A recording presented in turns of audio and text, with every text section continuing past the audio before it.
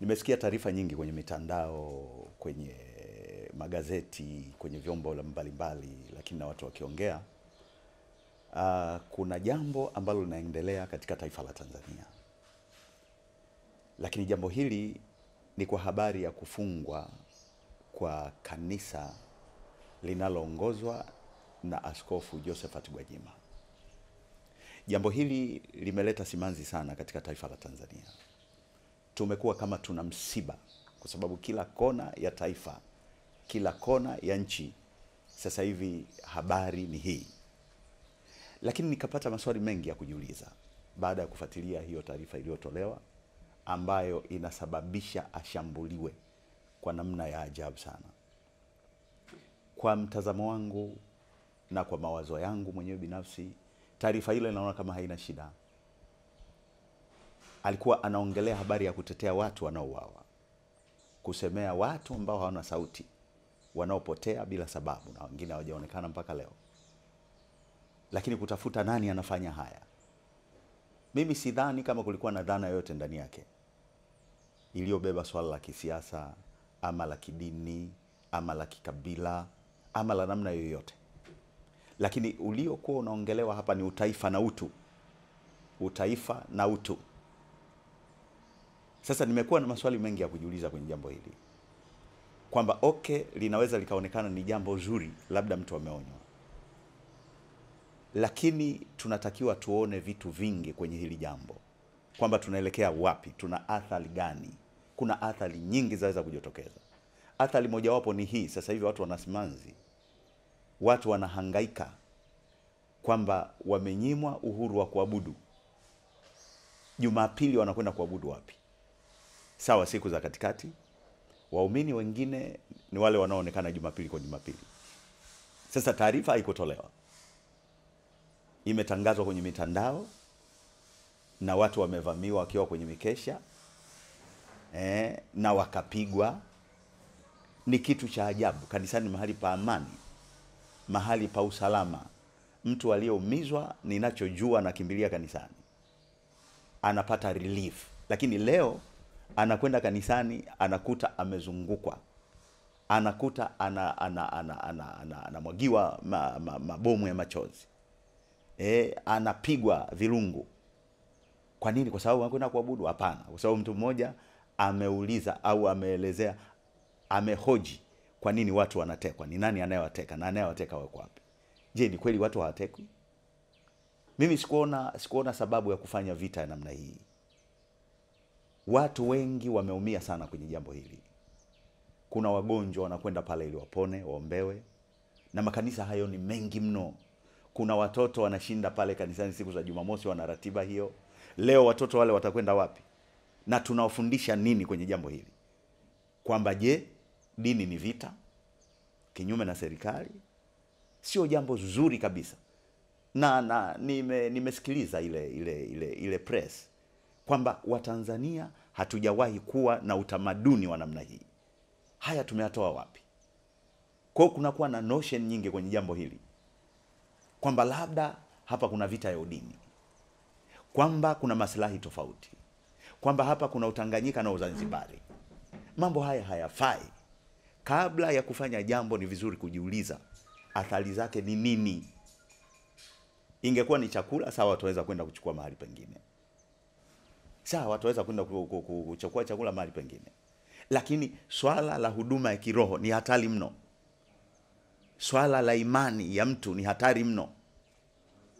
Tumelelewa kwenye mambo hayo. Lakini kwa habari ya maendeleo, labda pia nielezee kidogo kwamba mtawala huwa anatafuta watu ili nchi iwe na maendeleo. Sasa leo tunapowatawanya watu ni jambo la ajabu. Mwalimu Nyerere alishawahi kuongea, ili uwe na maendeleo, ili nchi iwe na maendeleo, inahitaji vitu kadha wa kadha. Inahitaji watu, inahitaji ardhi, inahitaji siasa safi na uongozi bora. Sasa leo watu hao ndio wanapotea, na tunahoji kwa nini wanapotea. Hivi hapa kuna maendeleo kweli? Watu hao ndio wanakuja kwenye nyumba za ibada wanapigwa. Kuna maendeleo, kuna amani kweli hapa? Lakini unapoongelea kwamba labda ni issue, ameongelea swala la siasa kwenye madhabahu. Mimi sioni kama ni swala la siasa kwenye madhabahu. Kwa sababu siasa ni maisha.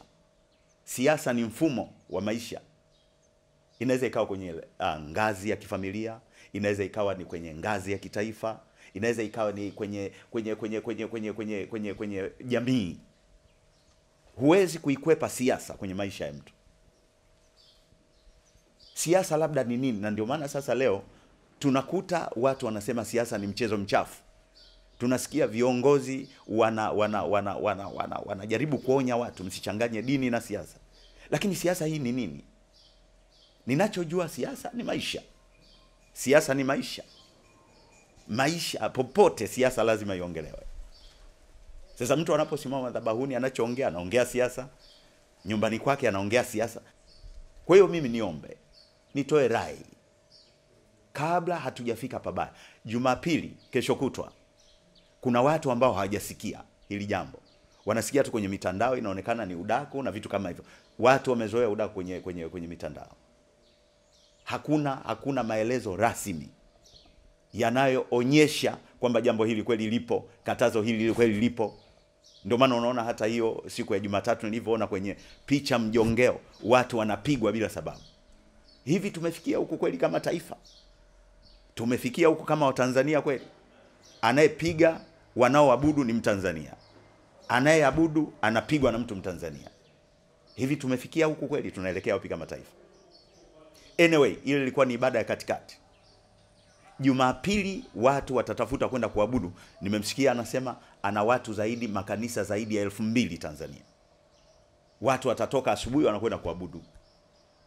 Je, nini kitatokea? Wanakuta kanisa limepigwa utepe. Jambo gani litatokea? Tutegemee nini kutokea hapo? Watu wanapokusanyika zaidi ya 100, 200, 300, tutarajie nini kitokee?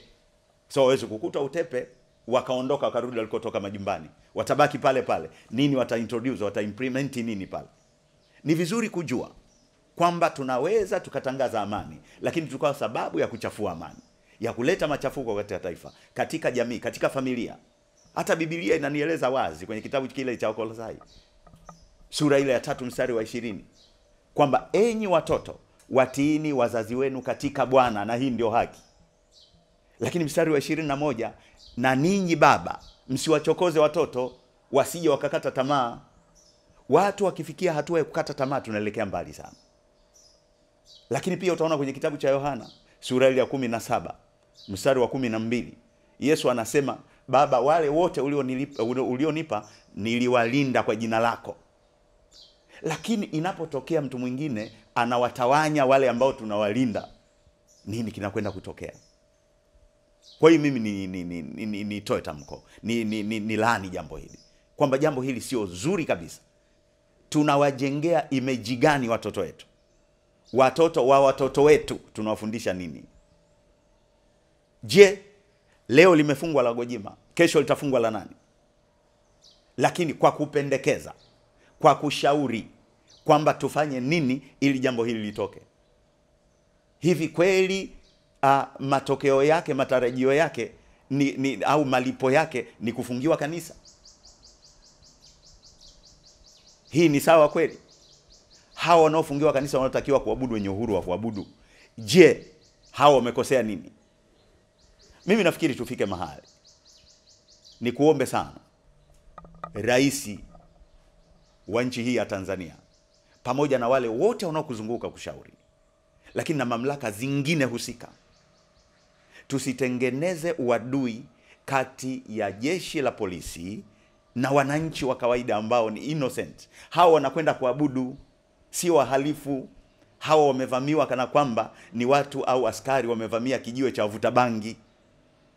Wale ni waumini, walikuwa wanaabudu. Lakini imetokea kama ilivyotokea kwenye picha mjongeo. Kwa mimi ni shauri kwamba hebu tutafute namna nyingine ya kurekebisha jambo hili.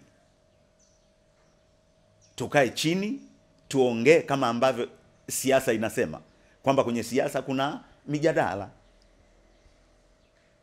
Kiongozi ukae na watu, na watumishi wa Mungu ni watu wema tu. Mara nyingi umekuwa ukikusanya viongozi wa dini, basi tuite sisi wote, tukae tujadili jambo hili, jamani limekaaje, ili maisha mengine yaendelee, maendeleo yaendelee katika nchi.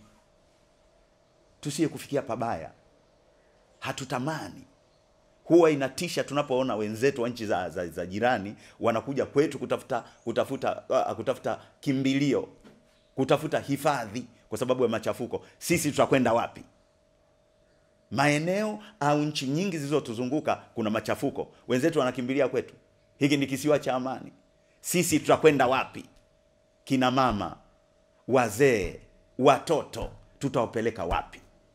Mimi niseme, wewe ni mama, tuite sisi viongozi wa dini, waite Waislamu, waite Wabudha, waite Wahindu, wale viongozi. Mimi naamini kutokea hapo kuna hekima ambayo itatumika ili kanisa hili lifunguliwe, watu wapewe uhuru wa kuabudu, watu wamtafute Mungu wao. Unapowatenga watu na Mungu wao ni jambo la hatari sana. Mimi nilaani sana kitendo hiki, kwamba si sawa kabisa kwenye jamii yetu ya Kitanzania. Hebu turudi kwenye tamaduni zetu za zamani, turudi kwenye asili zetu. Hatujalelewa vivi, hatujalelewa kwenye migogoro. Tukae chini tuongee, mambo haya yaishe, watu wawe na amani, watu wapendane. Tanzania hakuna udini, Tanzania hakuna ukabila. Sisi wote tumetoka katika mmoja. Tusitengwe kwa sababu ya dini zetu, tusitengwe kwa sababu ya kabila zetu. Hakuna kabila ambao ni bora zaidi ya kabila lingine. Hakuna dini ambayo ni bora zaidi ya dini nyingine. Dini ni mpango wa watu kumtafuta Mungu. Kwa tuliache hivyo. Mungu awabariki sana wote wanaonisikia, na naamini jambo hili litapatiwa ufumbuzi. Asanteni sana.